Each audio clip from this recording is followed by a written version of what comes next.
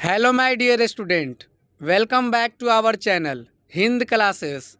आज के इस वीडियो में क्लास 10th से इतिहास का फर्स्ट चैप्टर यूरोप में राष्ट्रवाद का ऑब्जेक्टिव लेकर आए हैं।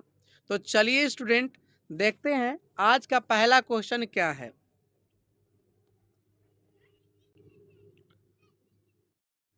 क्वेश्चन कहता है, रक्त एवं लौह की नीति का अवलंबन किसने किया था।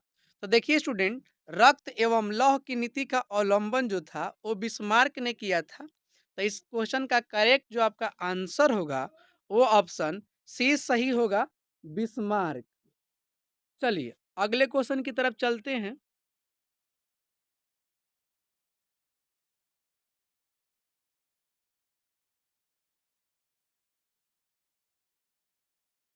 अगला क्वेश्चन कहता है, फ्रैंकफर्ट की संधि कब हुई थी। तो देखिए स्टूडेंट, फ्रैंकफर्ट की जो संधि था वो 1871 में हुआ था। तो इस क्वेश्चन का करेक्ट जो आपका आंसर होगा वो ऑप्शन डी सही होगा, 1871। चलिए अगले क्वेश्चन की तरफ चलते हैं। अगला क्वेश्चन कहता है, वियना कांग्रेस कब हुआ था। तो वियना कांग्रेस जो है 1815 में हुआ था। तो इस क्वेश्चन का करेक्ट जो आपका आंसर होगा वो ऑप्शन ए सही होगा, 1815। चलिए अगले सवाल की तरफ चलते हैं। अगला क्वेश्चन है, मार्टिन लूथर कौन थे, यानी जो मार्टिन लूथर किंग जूनियर थे वो कौन थे। तो मार्टिन लूथर किंग जूनियर जो थे एक समाज सुधारक थे। तो इस क्वेश्चन का करेक्ट जो आपका आंसर होगा वो ऑप्शन डी सही होगा, समाज सुधारक। चलिए अगले क्वेश्चन की तरफ चलते हैं। अगला क्वेश्चन कहता है, काउंट काबूर को विक्टर एमुलियन ने किस पद पर नियुक्त किया। तो देखिए, विक्टर एमुनियल ने काउंट काबूर को प्रधानमंत्री के पद के लिए चुना था। तो इसका करेक्ट जो आपका आंसर होगा वो ऑप्शन सी सही होगा, प्रधानमंत्री। चलिए अगले क्वेश्चन की तरफ चलते हैं। अगला क्वेश्चन कहता है, गैरीबाल्टी पेशे से क्या था। तो गैरीबाल्टी पेशे से एक नाविक था। तो इस क्वेश्चन का करेक्ट जो आपका आंसर होगा वो ऑप्शन डी सही होगा, नाविक। चलिए अगले क्वेश्चन की तरफ चलते हैं। अगला क्वेश्चन कहता है, यूरोप का मरीज किसे कहा जाता है। तो देखिए, यूरोप का मरीज जो है वो तुर्की को कहा जाता था। तो इस क्वेश्चन का करेक्ट जो आपका आंसर होगा वो ऑप्शन सी सही होगा, तुर्की। चलिए अगले क्वेश्चन की तरफ चलते हैं। अगला क्वेश्चन कहता है, यंग यूरोप और यंग इटली। देखिए, यंग यूरोप और यंग इटली की जो स्थापना है वो मेजनी ने किया था। तो इस क्वेश्चन का करेक्ट जो आपका आंसर होगा वो ऑप्शन बी सही होगा, मेजनी ने। ध्यान से याद रहे कि यंग यूरोप और यंग इटली दोनों की जो स्थापना जो है मेजनी ने किया था। चलिए अगले क्वेश्चन की तरफ चलते हैं। अगला क्वेश्चन कहता है, किस युद्ध के बाद जर्मनी का एकीकरण पूरा हुआ। यानी किस युद्ध के बाद जो था वो जर्मनी का एकीकरण हुआ था। तो देखिए, सेडान का युद्ध था। सेडान के युद्ध के बाद ही जो है जर्मनी का एकीकरण का काम जो है पूरा हुआ था। तो इस क्वेश्चन का करेक्ट जो आपका आंसर होगा वो ऑप्शन डी सही होगा, सेडान का युद्ध। चलिए अगले क्वेश्चन की तरफ चलते हैं।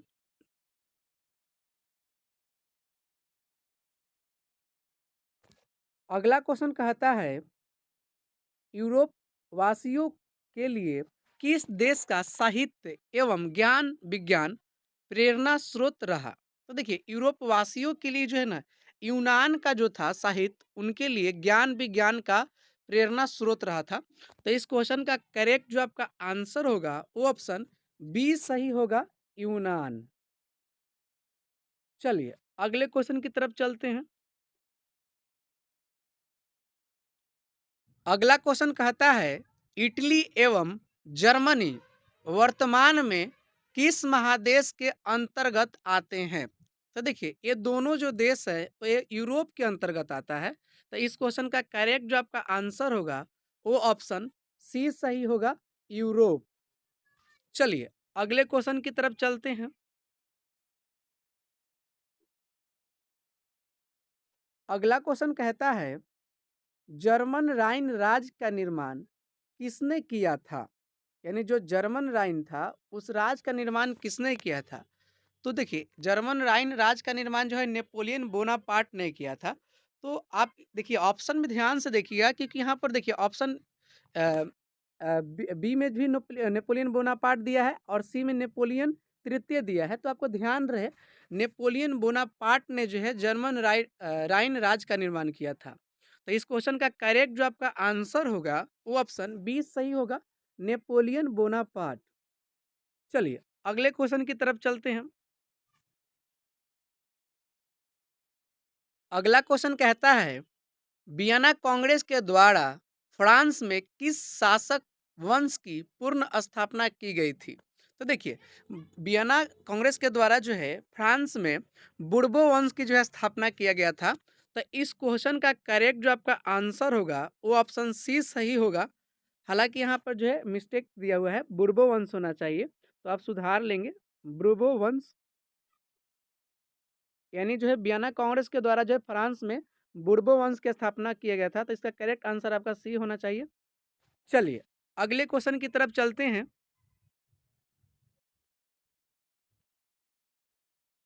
अगला क्वेश्चन कहता है सन 1870 में फ्रांस और प्रसा के बीच युद्ध कहाँ हुआ था? यानी यहाँ पे जगह का नाम पूछ रहा है। तो इस क्वेश्चन का करेक्ट जो आपका आंसर होगा वो सेडान होगा। सेडान में ही जो है प्रसा और फ्रांस के बीच जो है युद्ध हुआ था। तो इस क्वेश्चन का करेक्ट जो आपका आंसर होगा वो ऑप्शन ए सही होगा, सेडान। चलिए अगले क्वेश्चन की तरफ चलते हैं। अगला क्वेश्चन कहता है जिलबेरीन एक संस्था थी। जिलबेरीन किसकी संस्था थी? तो यह जो थी एक व्यापारियों की संस्था थी, पूंजीपतियों की, व्यापारियों की संस्था थी। तो इसका करेक्ट जो आपका आंसर होगा वो ऑप्शन बी सही होगा, व्यापारियों की। चलिए अगले क्वेश्चन की तरफ चलते हैं।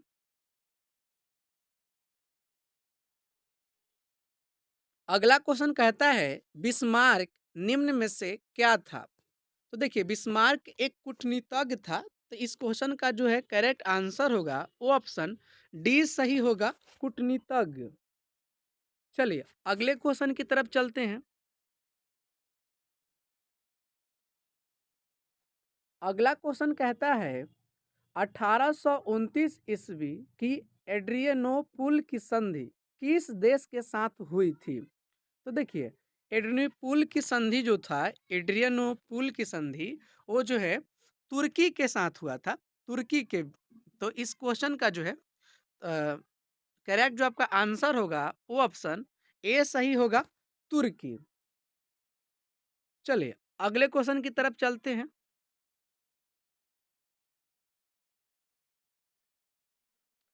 अगला क्वेश्चन कहता है इटली एवं जर्मनी के एकीकरण के विरुद्ध निम्न में कौन था? तो देखिए इटली और जर्मनी के विरुद्ध में जो था वो जो है ऑस्ट्रिया था। तो इस क्वेश्चन का करेक्ट जो आपका आंसर होगा वो ऑप्शन सी सही होगा, ऑस्ट्रिया। चलिए अगले क्वेश्चन की तरफ चलते हैं। अगला क्वेश्चन कहता है मेजनी का संबंध किस संगठन से था? यानी जो मेजनी था उसका संबंध जो था वो किस संगठन से था? तो उसका जो संबंध था वो एक कार्बोनरी दल से था। तो इस क्वेश्चन का जो करेक्ट आंसर होगा वो ऑप्शन बी सही होगा, कार्बोनरी। चलिए अगले क्वेश्चन की तरफ चलते हैं।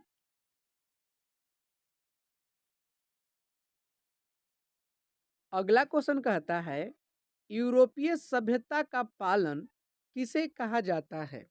यानी यूरोपीय सभ्यता है उसका पालन करने वाले को क्या कहते हैं, यानी किसको कहा जाता है? तो इसका करेक्ट जो आपका आंसर होगा वो ऑप्शन डी सही होगा, यूनान को। यूनान को ही जो है लोग जो है यूरोपीय सभ्यता को पालन करते हैं। तो इस क्वेश्चन का करेक्ट आंसर आपका डी सही होगा, यूनान। चलिए अगले क्वेश्चन की तरफ चलते हैं। अगला क्वेश्चन कहता है एक्ट ऑफ वर्ड्स पारित हुआ, यानी यहाँ पर थोड़ा सा मिस्टेक हुआ है। यानी यहाँ पर जो आपका यूनियन होना चाहिए था, एक्ट ऑफ यूनियन, यहाँ पर एक्ट ऑफ यूनियन, यहाँ पे यूनियन छूट गया है, ऑफ के बाद यूनियन होना चाहिए। तो कह रहा है कि एक्ट ऑफ यूनियन किस वर्ष पारित हुआ था। तो एक्ट ऑफ यूनियन जो है वो 1707 में पारित हुआ था। तो इस क्वेश्चन का करेक्ट जो आपका आंसर होगा वो ऑप्शन बी सही होगा, 1707 में। चलिए अगले क्वेश्चन की तरफ चलते हैं। अगला क्वेश्चन कहता है नेपोलियन संहिता किस वर्ष लागू की गई थी। तो देखिए नेपोलियन संहिता जो है वो 1804 में लागू की गई थी। तो इस क्वेश्चन का करेक्ट जो आपका आंसर होगा वो ऑप्शन डी सही होगा, 1804 में। चलिए अगले क्वेश्चन की तरफ चलते हैं। अगला क्वेश्चन कहता है वियना कांग्रेस में कौन राष्ट्र शामिल नहीं था। तो देखिए वियना जो कांग्रेस था उसमें इस चार ऑप्शन में जो था वो ब्रिटेन भी शामिल था, रूस भी शामिल था, फ्रांस भी शामिल था। लेकिन यहाँ पर जो ऑप्शन डी है जर्मनी, तो जर्मनी जो था वो वियना कांग्रेस में शामिल नहीं था। तो इस क्वेश्चन का करेक्ट जो आपका आंसर होगा वो ऑप्शन डी सही होगा, जर्मनी। चलिए अगले क्वेश्चन की तरफ चलते हैं।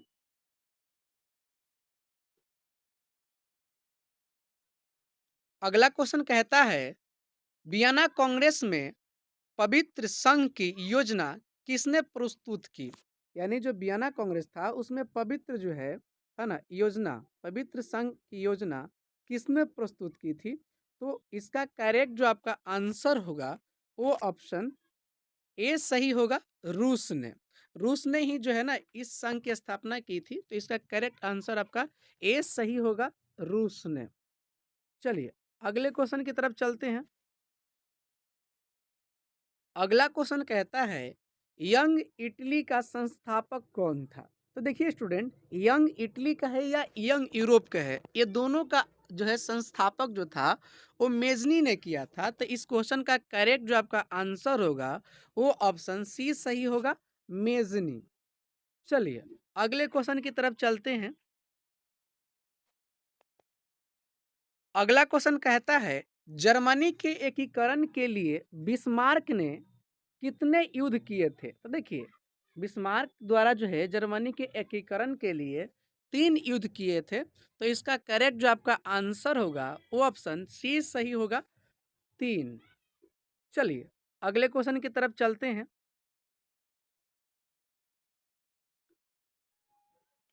अगला क्वेश्चन कहता है जाल्वेराइन की स्थापना किस राज ने की थी, यानी किस राज ने की है। तो देखिए जाल्वेराइन की स्थापना जो है वो प्रसा ने किया था। तो इस क्वेश्चन का करेक्ट जो आपका आंसर होगा वो ऑप्शन ए सही होगा, प्रसा। चलिए अगले क्वेश्चन की तरफ चलते हैं।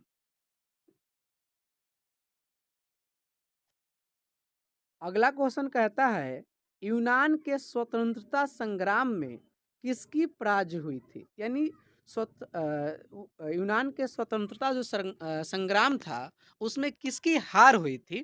तो इसका करेक्ट जो आपका आंसर होगा वो ऑप्शन बी सही होगा, तुर्की। यानी स्वतंत्रता संग्राम में, यूनान के स्वतंत्रता संग्राम में जो है तुर्की के जो है ना हार हुई थी, पराजय हुई थी। तो इस क्वेश्चन का करेक्ट आंसर आपका ऑप्शन बी सही होगा, तुर्की की।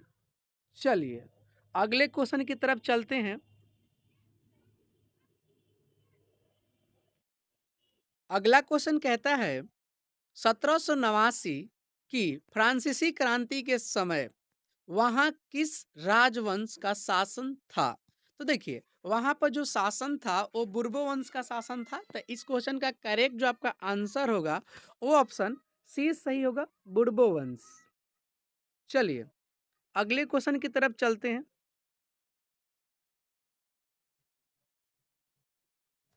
अगला क्वेश्चन कहता है हंगरी की भाषा क्या थी। हंगरी की भाषा क्या थी। तो हंगरी की जो भाषा थी वो मैंग्यार था। तो इसका करेक्ट जो आपका आंसर होगा वो ऑप्शन बी सही होगा, मैंग्यार। चलिए अगले क्वेश्चन की तरफ चलते हैं। अगला क्वेश्चन कहता है मारियान किस देश के राष्ट्रवाद की प्रतीक थी? यानी जो मरियान थी वो किस देश के राष्ट्रवाद का प्रतीक था? तो इस क्वेश्चन का करेक्ट जो आपका आंसर होगा वो ऑप्शन ए सही होगा, फ्रांस। यानी फ्रांस के जो है प्रतीक जो था वो मारियान था। चलिए अगले क्वेश्चन की तरफ चलते हैं।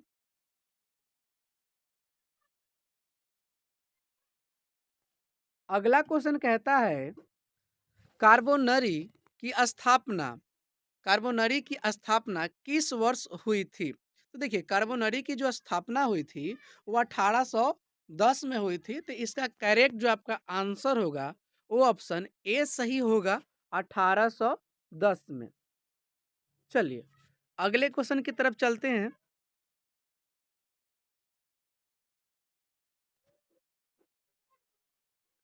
अगला क्वेश्चन कहता है चार्टिस्ट आंदोलन कहाँ संपन्न हुआ था? यानी चार्टिस्ट जो आंदोलन था वो कहाँ संपन्न हुआ था? तो ये इंग्लैंड में हुआ था। तो इस क्वेश्चन का करेक्ट जो आपका आंसर होगा वो ऑप्शन डी सही होगा, इंग्लैंड। कभी ब्रिटेन भी अगर ऑप्शन में रहे तो आप इंग्लैंड कहिए या ब्रिटेन, सेम होता है, तो आप ध्यान से इस क्वेश्चन को कीजिएगा। चलिए अगले क्वेश्चन की तरफ चलते हैं।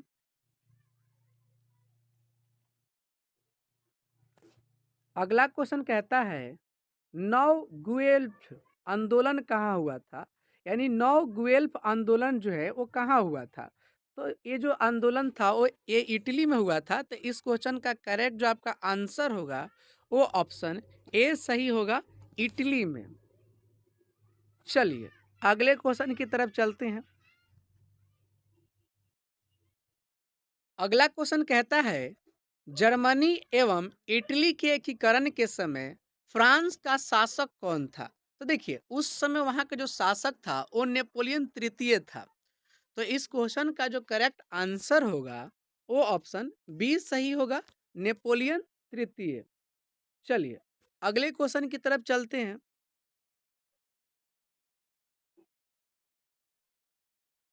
अगला क्वेश्चन कहता है राष्ट्रवाद की अवधारणा का जन्म किस घटना से माना जाता है? तो देखिए राष्ट्रवाद की घटना का जो अ, अवधारणा है वो पुनर्जागरण के समय से माना जाता है। तो इस क्वेश्चन का करेक्ट जो आपका आंसर होगा वो ऑप्शन ए सही होगा, पुनर्जागरण। चलिए अगले क्वेश्चन की तरफ चलते हैं। अगला क्वेश्चन कहता है किस संधि द्वारा स्वतंत्र यूनान राष्ट्र की स्थापना हुई थी? तो देखिए यूनान की जो स्थापना हुई थी वो कुस्तुतुनिया की संधि द्वारा हुई थी। तो इस क्वेश्चन का करेक्ट जो आपका आंसर होगा वो ऑप्शन बी सही होगा। चलिए अगले क्वेश्चन की तरफ चलते हैं।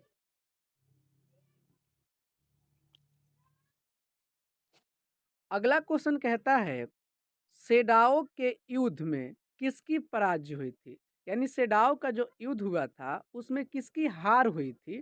तो इसका करेक्ट जो आपका आंसर होगा वो ऑप्शन सी सही होगा, ऑस्ट्रिया की।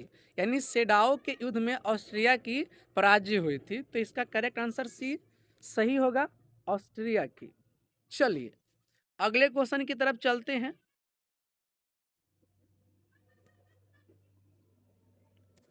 अगला क्वेश्चन कहता है प्रसा का शासक कौन था? तो प्रसा के शासक कौन था? तो देखिए प्रसा का जो शासक था वो विलियम प्रथम था। तो इस क्वेश्चन का करेक्ट जो आपका आंसर होगा वो ऑप्शन डी सही होगा, विलियम प्रथम।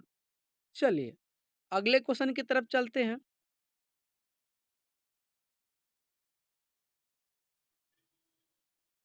अगला क्वेश्चन कहता है मेटरनिख कौन था? यानी मेटरनिख जो था वो क्या था? तो मेटरनिख एक जो था ऑस्ट्रिया का चांसलर था। चांसलर कहे तो प्रधानमंत्री। तो जो मेटरनिख था वो ऑस्ट्रिया का चांसलर था। तो इस क्वेश्चन का करेक्ट जो आपका आंसर होगा वो ऑप्शन ए सही होगा, ऑस्ट्रिया का चांसलर। चलिए अगले क्वेश्चन की तरफ चलते हैं। अगला क्वेश्चन कहता है किस संधि द्वारा जर्मनी का एकीकरण पूरा हुआ था? तो देखिए, जर्मनी का एकीकरण जो है वो फ्रैंकफर्ट की संधि द्वारा जो है पूरा हुआ था, कंप्लीट हुआ था। तो इस क्वेश्चन का करेक्ट जो आपका आंसर होगा वो ऑप्शन डी सही होगा, फ्रैंकफर्ट की संधि द्वारा। चलिए अगले क्वेश्चन की तरफ चलते हैं।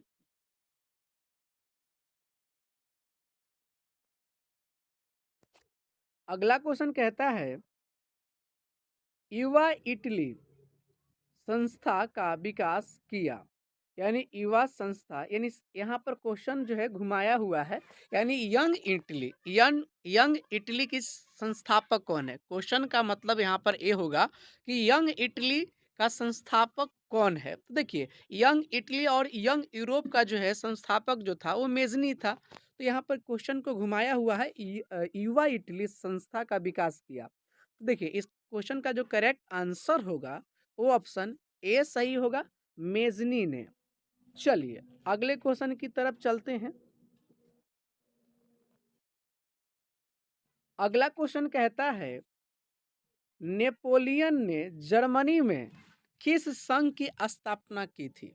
यानी नेपोलियन जो था वो जर्मनी में किस संघ की स्थापना किया था?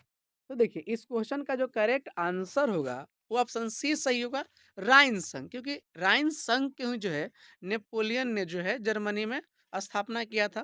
तो इस क्वेश्चन का करेक्ट जो आपका आंसर होगा वो ऑप्शन सी सही होगा, राइन संघ। चलिए अगले क्वेश्चन की तरफ चलते हैं।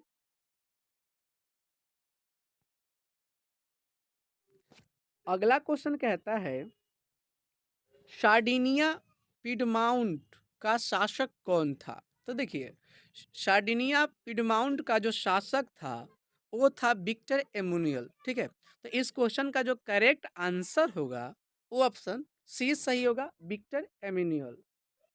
चलिए अगले क्वेश्चन की तरफ चलते हैं। अगला क्वेश्चन कहता है लाल कुर्ती की टुकड़ी का गठन किसने किया था? यानी सीधा सीधा कहे तो लाल कुर्ती का गठन किसने किया था? तो लाल कुर्ती का जो गठन है वो गैरीबाल्टी ने किया था। तो इस क्वेश्चन का करेक्ट जो आपका आंसर होगा वो ऑप्शन डी सही होगा, गैरीबाल्टी ने। ठीक है, तो चलिए स्टूडेंट, आज का वीडियो यहीं समाप्त होता है। अगर हमारा वीडियो अच्छा लगा हो तो लाइक करें, सब्सक्राइब करें, कमेंट करें और अपने मित्रों में भी शेयर करें। बोले जय हिंद।